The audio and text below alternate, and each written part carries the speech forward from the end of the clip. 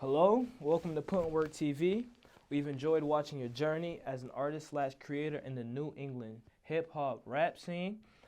And our focus here on PUTINWORKTV is allowing our guests to tell their full story, full transparency, raw and uncut, without judgment or opinion from anybody here.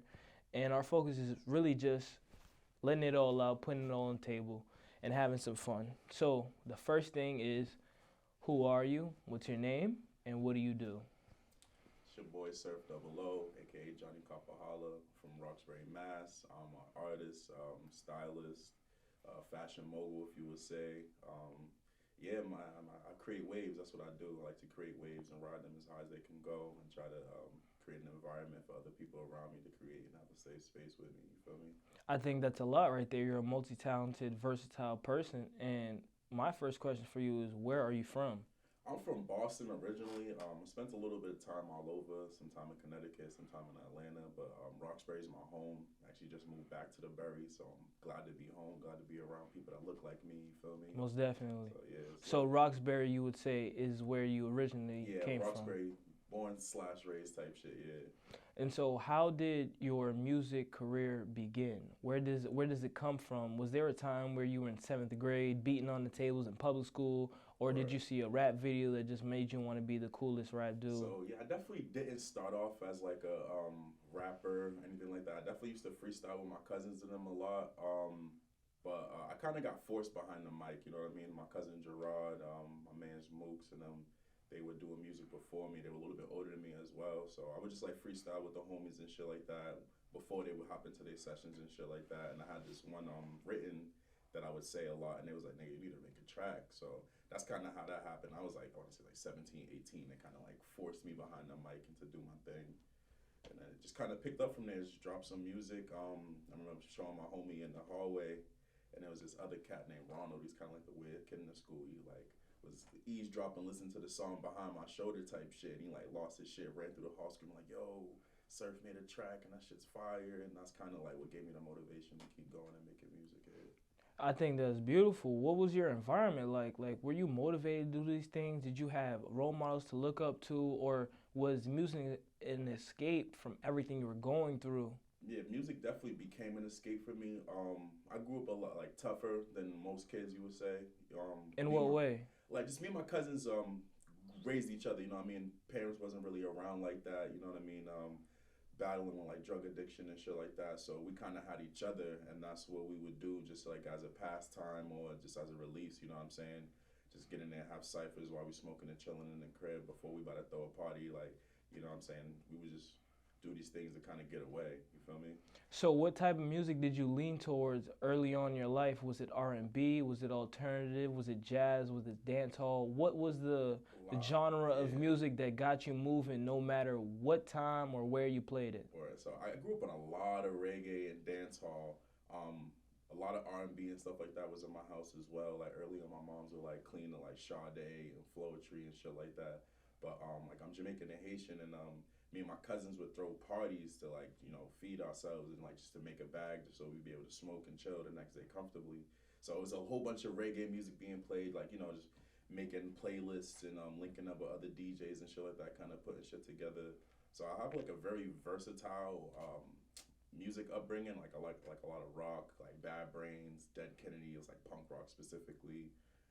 But yeah, I guess you could say what influenced me or inspired me the most was like 2014 to 2016 era with like Joey Badass, Flatbush Zombies, The Underachievers, ASAP Rocky, stuff like that. Kind of influenced my flows and styles. So having all those influences and those people to look after and in sense of a model, like something that you can do yourself, how does it spill into your own music? How does it lead into the discography you have now? What does that look like? I feel like it kind of reflects in just like my storytelling or the content that's in my music. I like to talk about shit that I've like gone through or that's directly affecting me right now, and I definitely experienced that through a lot of like the underachievers work at Flatbush. They would like kind of talk about their dealings with like drugs and their peers and stuff that's going around, like women and shit like that. So like through that, I felt like a connection and like something that I emulated. You know what I mean? I definitely put back into my music. Like, all right, music is a safe space for me to talk about female issues or issues that I have with drugs and shit like that. You know what I'm saying? So it made it more of a comfortable thing for you because Yeah. now you understood it a little bit better. Right. Exactly. So what is your creative process? You know, how does Surf create? And when was the first time you knew you could create? So I mean, I've always been making music or writing poems. Like Since first rap I ever wrote, I was 5 years old, type shit. I didn't five know years I was old. gonna. I didn't know being a rapper was a thing. You know what I'm saying? But my creative process is very sporadic, I guess you could say. Like I'm one of those people that be walking down the street and kind of think of lyrics and not necessarily talk to myself, but I'll rap out loud and be like, all right, that's a good one. And I'll start writing in my notes. But if I have like a beat that I'm really like fixated on that has my attention, I tend to write on the toilet. You know what I'm saying? While I'm using the bathroom or like before I'm about to get into the shower. I know a lot of guys can relate to this. It'd Like, be the most peaceful you time. feel me? Guys can relate. Like the bathroom is like a safe space zone. You know what I mean? You got nobody bothering you. You can just like kind of fall into your work or whatever you're doing. So I guess I could say I write the most of my music in the bathroom. Yeah.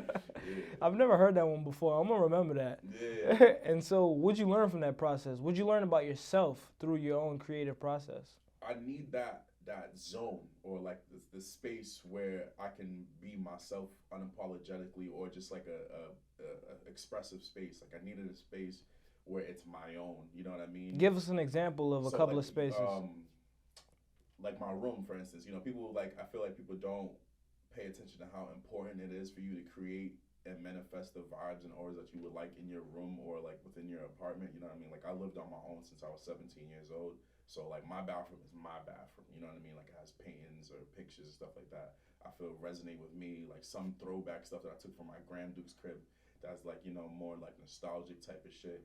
So like I try to create the environment that I can be the most comfortable in that's not like distracting or anything like that. I could just be. You feel me?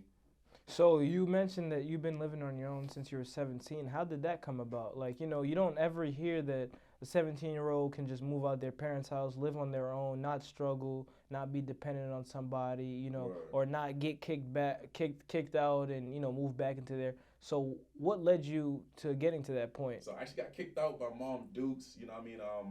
I definitely would say like it's a little segue. Anybody who has like people's who have issues with their folks, anything like that, definitely take the time to try to mend those bridges. You know what I mean? I've always been a very independent kid growing up. You know what I mean? I was the only child for like 12 years before my mom Dukes had kids and shit like that. So I was always like a loner. And yeah, nah, I definitely didn't vibe with the environment that I was in. And like my goal at that time was just to create, to be able to have my own space of comfort. So I would just save a lot of bread. She kicked me out.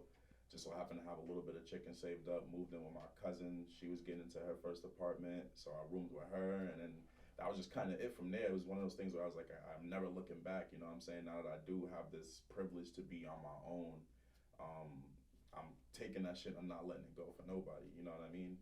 There's a certain sense of like growth that comes with being on your own at that age. You know what I'm saying? And I felt like it was definitely more beneficial than it was like hindering my growth or process, anything like that. To connect it to your music and your creativity, what did it allow you to do having your own space to operate from where you can live life and come back to somewhere you can call your own and create music? I just had freedom, you know what I mean? I had the freedom to have the homies, some shorties and shit like that pull up and to be able to reflect and bounce off of people, have an instrumental playing for a couple hours, you know what I mean? And everybody writes to it or I'm writing to it and niggas is telling me whether that bar is fire or not, and just a sense of like freedom within it, you know what I mean? Like I just had that, it's a privilege, you know what I mean? I was blessed to just have the ability to just be myself and grow and fall and get back up, you know what I'm saying? So just having the homies around and just them being honest and shit like that, you feel me? That was pretty much it. Tell me an experience when the first time you realized, like, yo, this is crazy. I got my own place. Like, tell us a story that showed you, like, oh shit, Surf, you're your own man now. I guess it would say like the first time I had the police called on me for having a party, and it wasn't one of those moments where I could have like Mom Dukes come and talk to the police, or they would ask like who's the owner of the crib, and I gotta like push my way through the crowd and then like yeah it's me. And I just like had to step into my big boy pants at that moment and just, you know, show that I'm a responsible intellectual adult, you know what I mean? I'm not just some knucklehead, you feel me? like I can carry myself, I can present myself very well. I feel like that's a lot of shit that gets misconstrued by artists or people that even look like me, being darker skinned, black male in America, who does arts. You feel me? I feel like they look at us as like knuckleheads and airheads and shit like that. I'm very intelligent. I speak well for myself. You know what I'm saying? So diffuse that situation peacefully. They allowed us to continue partying until like 2, 3 in the morning. And I was like yeah, I'm an adult. It was like a victory slash I'm an adult moment because it's like, damn, I just diffused that. Nobody got arrested. I didn't get no fines and nothing like that. Went back into the crib and just had a good time type shit. And that first bill, when that first fucking on the first and that rent hit for the first time, and I'm like, yeesh. Do you remember how much it was? Oh yeah, most definitely. Yo, 1750. Oh my goodness, I mean, I was supposed to I was 1750. splitting that with another person, but that's still like, you know, to get that on paper, like, nigga, this is how much you're expected to pay. You know what I'm saying? Was kind of an eye opener. You realize, yeah, bills don't ever stop. No, not at all. Definitely, yeah. So to tie it back into your music, what are some things you wish you would have known before you started? You know, and I don't imagine that you would have thought by 17 you'd be living on your own. So there's a lot of life lessons you got to live through early to the point where, you know, you're not going to be in the same place as somebody else in 5, 10 years because you got to feel the pressure of life early. So tying it back into your music, you know, what are some things that you wish you would have known before you started? Consistency is key, man. I wish I would have never taken Three things. Time, consistency, and execution. Explain those. So what I would say with consistency is like when I first started doing music, I didn't take it that serious. I didn't take it serious at all. I would just do it, push it out there. It would get a couple thousand plays, and I thought that was the norm. And I wasn't consistent about it. I would put some shit out, wait however long, I would sit on tracks, let them build up. And then I kind of started getting feedback from my peers like, yo, we want more from you. Like, we want you to, they kept saying the word consistent, like, yo, you got to be consistent, you got to be consistent. And then through that, like quarantine and shit like that happened, and I found myself in a position where my consistency or lack thereof was starting to hinder me. I'm not popping out. I'm not in everybody's face anymore. You know what I'm saying? They don't get the face value of seeing me and knowing that I'm around. Now it's purely on the internet and purely what you're posting. You know what I'm saying? So like the consistency for that lacked, and my views and shit like that started dropping. And then that ties into like execution. You know what I mean? I didn't really pay attention. That's something I'm really like forefront on now, was just the execution. That's actually my word of the year. I advise everybody to like choose like a word or a saying for the year and kind of live by that. So execution is my word for the year. I'm just trying to live in that because you can do something. You can say, yo, I got this project coming up and it's about to be fire. But if the rollout is not fire itself, if you don't put that time into making sure that it looks the way you want it to, or look the value that you put behind it, like if you care about this thing so much, then you got to take the time to make sure the execution is proper so it gets the love that it deserves. And the last thing was time. I feel like when you're young, everybody feel like they're gonna be young forever. You know what I'm saying? And yeah, I just didn't really take the opportunity to be like the young cat in the music industry, or like, you know what I mean? There's a certain appeal to being young in the music industry, like, you know, that youthfulness, and just kind of brushed off a lot of opportunities that came my way. Me just being young and naive, you know what I mean? Opportunities to fly out and work with other artists and certain things. Yeah, so that's pretty much it. Definitely, if I could take those three things and like go back in the future and just drop those jewels on me, it'd be different. Yeah, but if you were to think about it this way, Surf that's sitting in front of me right now wouldn't be Surf if he didn't know those three things. This is facts. Yeah. You know, so life is all about balance. And so, what motivates you the most? What's your driving force? What's that spark to your flame that makes you, you know, wake up with burning desire to make music? I feel as though like as simple or as cliche as it may be, it's just like chasing my dreams. You know what I mean? Growing up and being in the different work fields that I've been, like I was a stylist for years. You know what I mean? I never really put the time into my music and to see how far I could take it. You know what I'm saying? So like that's where I'm at now. You know what I mean? Now I have the privilege to not work for anybody. I'm a full-time artist. You know what I mean? And just to put all that energy into it. So it's like 20 years from now, when I look back, I can actually say that I did give it a shot. And I feel as though with the way shit's going now, it's moving steadily uphill. And I don't want to take that away from myself. You feel me? So, yeah, that's pretty. So just being able to actually chase your dreams and gear your life in a way that only serves what your purpose is Right. is the most priceless thing. You feel me? So how does your personal problems and your creative process interfere? I don't like to I wouldn't want to say it interferes because everybody has issues. You know what I'm saying? Like whether that may be like relationships or like family shit or financial issues are always gonna come about. I feel as though that music is one of those things that I can use my issues as a tool to create more content and better content. You know what I'm saying?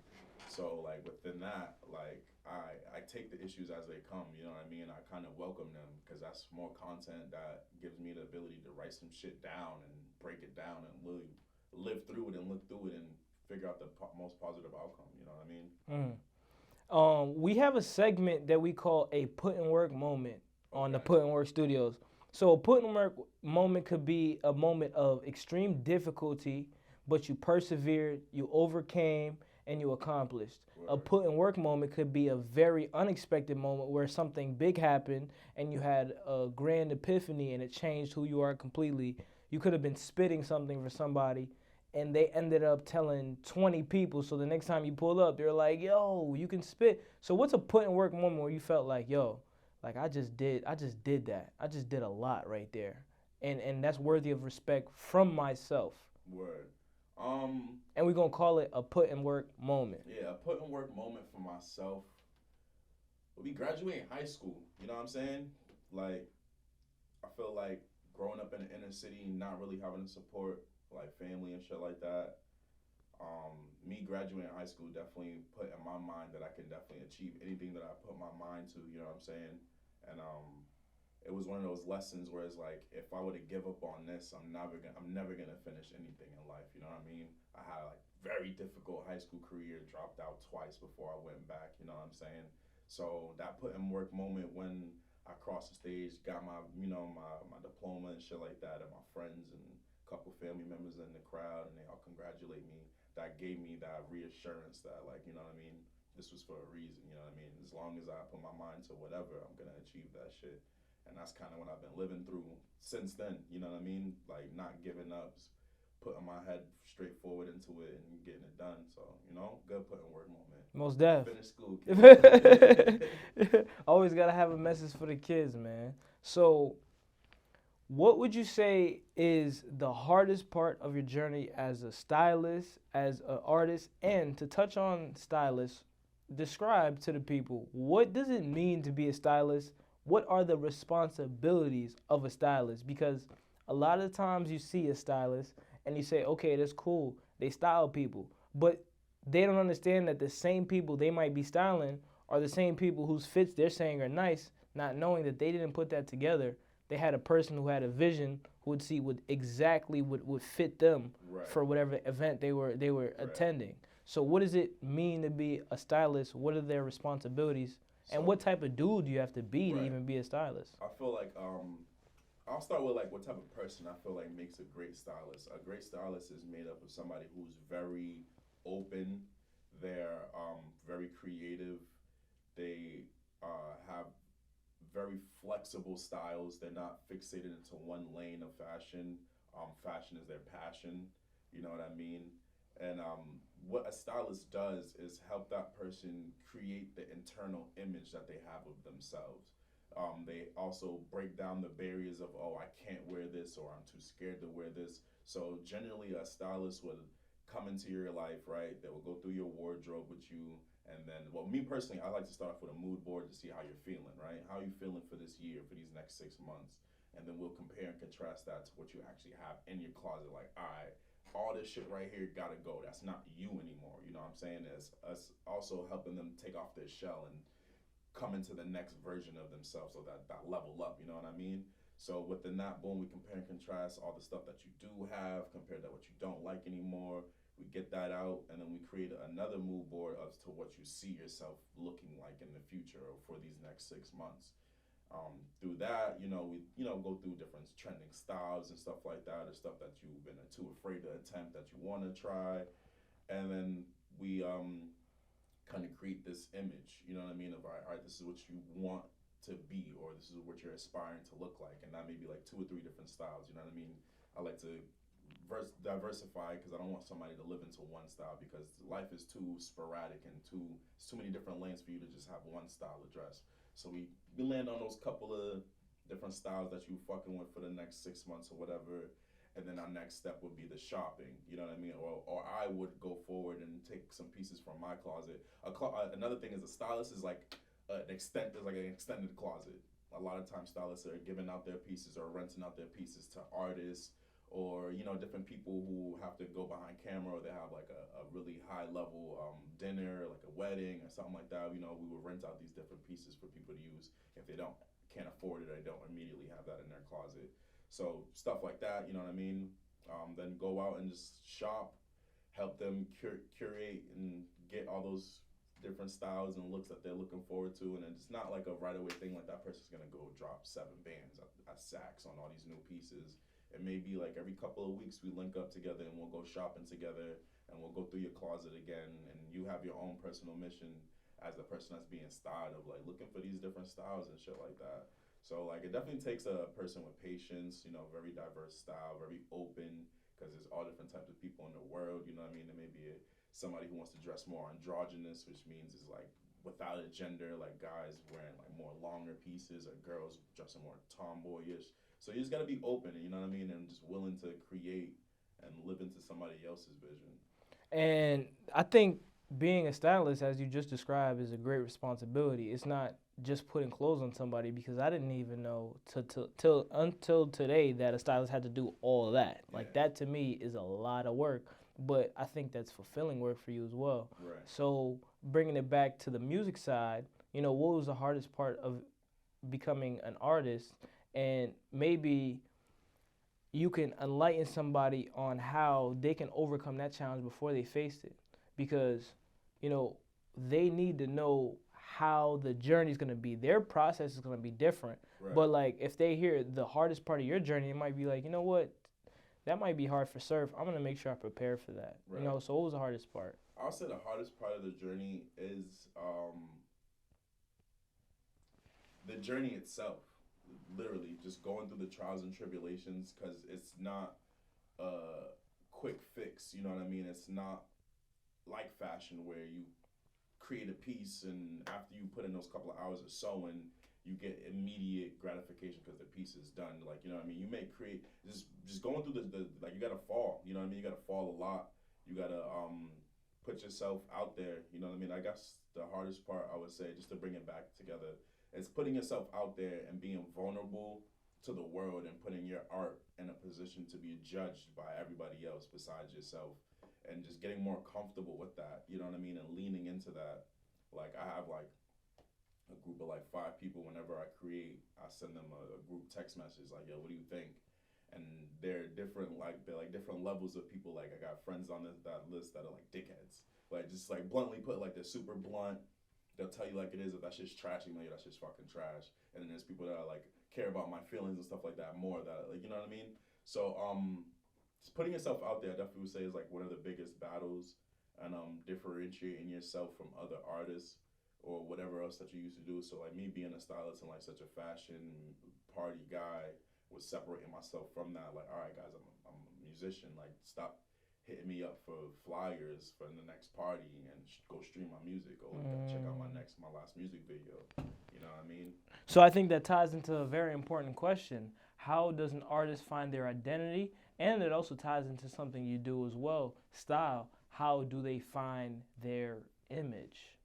I'd just say like whoever you were, just continue to be yourself unapologetically. Finding your style is I don't think that's finding your style is something that would happen naturally with consistency.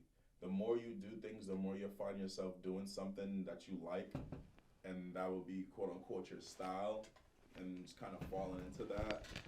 Um, you can be influenced by them, but just staying true to yourself. You know what I mean? And whoever that kid was in high school, whatever you thought was cool, that shit's still cool. You know what I mean? Like if you like to dress more punk, then that's what it is. If you love the streets and you want to be a super hood nigga, then that's what it is. You feel me? Just stay true to who you are. You know what I mean? And what do you see yourself becoming in the next 5 years? Because I think, you know, I hear a lot of passion, I hear a lot of self-belief, and I hear a lot of drive. So I just want to know, like, where do you want to take this? Where does Surf want to take this for the next 5 the years? highest level possible. The next 5 years, I definitely see myself having some really high level features, doing some high level shows like a Rollin' Loud, you feel me, or like Camp Flog Nog with Tyler the Creator. You know what I'm saying? Just putting myself in a position to level up and grow. So like next 5 years, I definitely see myself moving into a little bit of a bigger house because my streams are doing well. Gearing myself up ready to take another tour because hopefully by that time I've already been on tour, and kind of getting myself 5 years from now, I probably wanted to take like a little break from the music industry. Not necessarily like a break, definitely be pushing music and shit like that, but more focused on my clothing brands that I've been working on and shit like that, pushing those. So expanding, just becoming complete, not just a one-trick pony. Yeah, exactly. Expanding and get into the whole shit. You know what I mean? By that time, I'm already gonna be in the industry, so hopefully, I'm talking to some niggas about getting some acting gigs and shit like that. You feel me? Yeah, surfing the movie soon. Wait for it. You feel me? Definitely. Speaking of, what type of character would you want to be in a movie? Are you gonna be, you know, the lovable loser? Are you gonna be the antagonist? You're gonna be the hero? Are you the guy that says, you know, some deep shit and then never seen again? Like, Word. I guess like the perfect role I would want to play is like the kid that comes off as like the asshole in the group that has like that woke moment or like the epiphanic moment. Like, all right, guys, I realize I'm an asshole, and he says like some super cool deep shit at the end of the movie, or like the person that's least expected to have like a like smart moment, or like, you know, just a more thoughtful moment. Just doing that, like movies like Super Bad and shit like that. You feel me? Like, you think that guy's you? Like, yeah, you feel me? Like I would want to be like the Seth and like Super Bad, or you know what I mean? Like in Hangover. Like I want to play like I definitely want to do some comedy shit, but I definitely want to do some serious shit as well. definitely. I feel like the more you tap into everything, you know, the more versatile people see Surf is, the more they'll want to see what else you can do. Because imagine, you know, if you go to somebody's music and it's good, then you see they style people and it's fire. Then you wonder, can they be a comedian? Okay, they can tell jokes too. All right.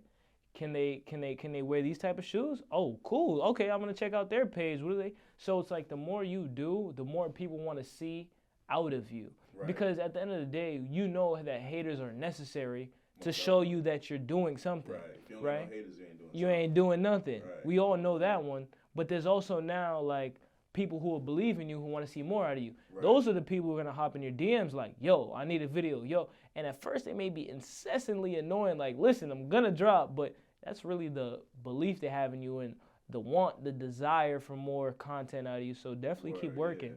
And to tie that question back again, I know I asked you first for 5 years. Now, what about New England, the region, the whole area? You know, because we have a lot of talent. Right. And I mentioned this earlier before the interview. A lot of people don't even know that New England has such a variety of talent. Right. You know, they think of New England rappers, artists, creators as people who bite other sounds or just drill people who try to sound like New York. You know, so it's like we don't really have control of our own narrative. Right. Because there's not a complete narrative of Boston. So what's the New England rap scene, hip hop, art scene in 5 years? 5 years, I hope to see a label. I hope to see a label stationed downtown Boston, you know what I mean? And that will drive the foot traffic that's necessary for like these A&Rs, these other producers, these people that are like slowly finding out about the Boston scene, but it's super gate kept because the people who are getting these opportunities are keeping them for themselves so they can grow, and it's understandable. But next 5 years, I definitely see like a label, whether that may be me, you know what I mean, opening up my own label downtown Boston, or somebody else, one of my peers, taking the time to grow, or Sony or somebody putting a station down here. But that's what I genuinely see that within the next 5 years for Boston, just because the Boston scene is growing so much within the entertainment sphere. You know what I mean? So I definitely see a label. I see bigger artists. I see more venues doing hip hop shows, and yeah, it's a goal. It's a hope. It's a dream. You know what I mean? I definitely think we can get there, and I think with creators like you, people who stay consistent, people who have a mission, and people who put in years for this shit. Cause Right. I don't want people to get it confused. You didn't just start this yesterday. This wasn't overnight. No, this is consistent work. This is drive. This is dedication, determination, overcoming challenges. You know, slipping by the bullshit of life. So all of this takes time, and I think it's time that we get respect. You know what I'm Right. saying? Yeah, definitely. So and it really depends on the collaboration of everyone. You know, we can't be selfish like you said. But I want to say that was my last question for you today. Word. Thank you for coming to Put in Work Studios to put in work, and you gave us a put in work moment. Yes, sir. You gave the audience a free game, and they get to know who Surf00 is now. Yes, sir. You know, if there's anything you want to say, shout out any projects, any girls that you want to say what's up to, homies, mom, dad, whatever. You know, just now's the time. Word. All right, so it's been your boy Surf00, Roxbury Stand Up. You already know the vibes. Make sure y'all go check out my video Paper Cuts. I got an EP dropping for y'all, Infinity Waves. It's gonna be dropping on all platforms. It's gonna be my first EP or project I'm ever dropping, so definitely stay tuned for that. Where can they find it? You can find it on all platforms at Surf00 _ Surf00 on all social medias, iTunes, Spotify, Apple Music, all that good shit. Surf00. Coyle Ray, what's up? Answer my DM. Surf00, tap in.